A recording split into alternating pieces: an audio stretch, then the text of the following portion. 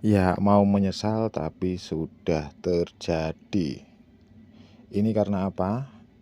Faktor utama adalah kurangnya pencahayaan dan tidak terkunci bak kotoran. Ya, ini sebenarnya udah siap jual, tapi mau gimana lagi? Mudah-mudahan ini menjadi pengalaman buat teman-teman ya. Jangan seperti ini. Salam dari saya, Bintang Perdana.